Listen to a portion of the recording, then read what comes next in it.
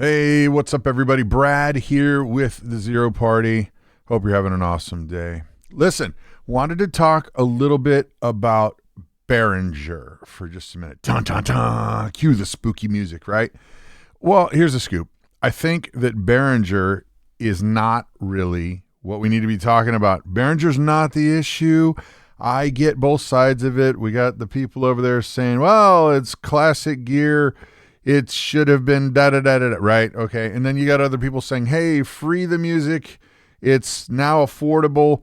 And that's great. To be honest, I can understand and agree with both sides of the argument.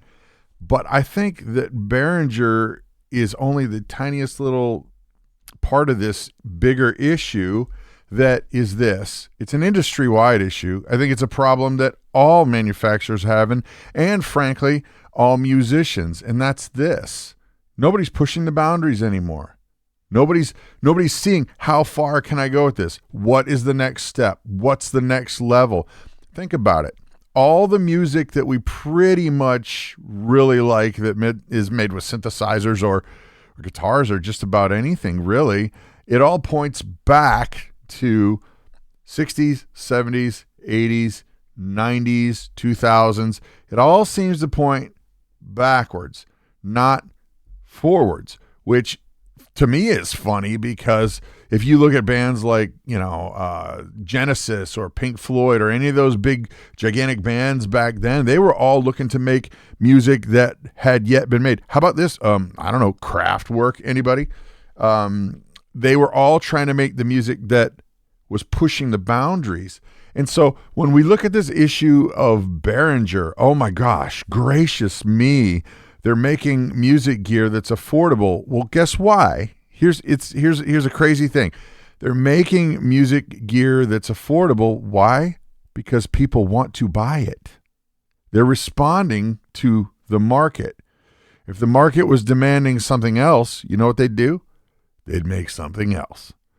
If it was like all of a sudden the coolest, ragiest thing to make music that had thought-generated kazoos that made light particles, that's what the industry would make.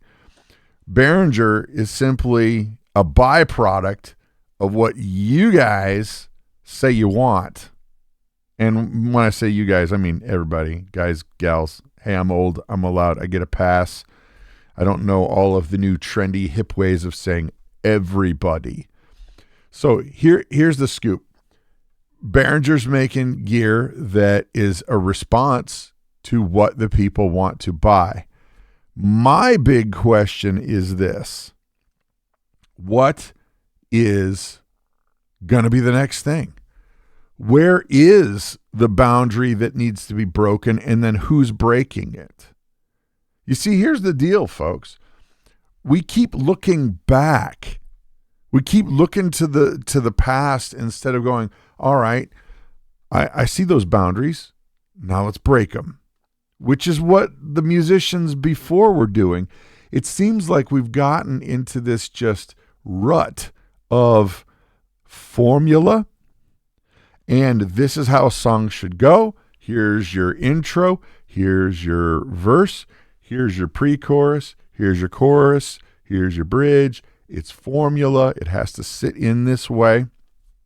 And yeah, don't get me wrong. I get that there are exceptions to the rule, but unfortunately, they're the exceptions to the rule, and they're not that plentiful. Matter of fact, tell you what, I'm sure you guys, being in the synthesizer world, being in the electronic and or production world, whether it's guitars or whatever it is that you are into, when we produce, we're on the forefront. So name your favorite bands down below. Who's doing what that is really, really cool? One of my faves, Jay Hoskin. Yeah, he's such a fave that I can't even remember his name right. Man, I love this guy's electronic music. I always get it wrong.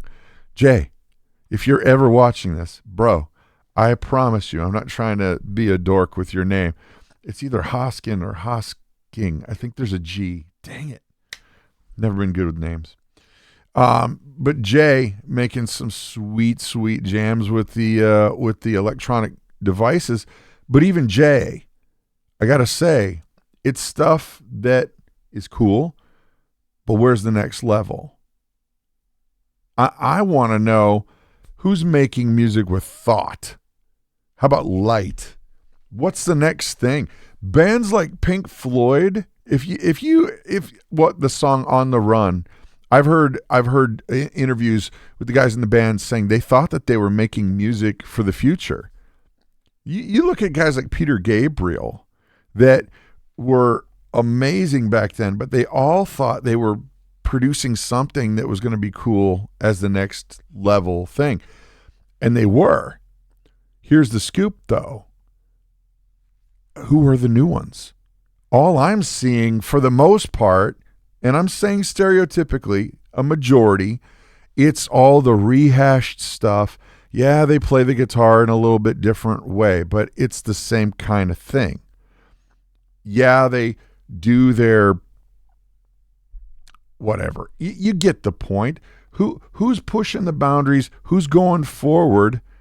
And if it's not going to be you, who's it going to be? Now, you may say Brad, because that's my real name, by the way, Zero Party Brad. Well, you're making the same things that everybody else is making. And I would say, yeah, I'm trying to figure out what's next.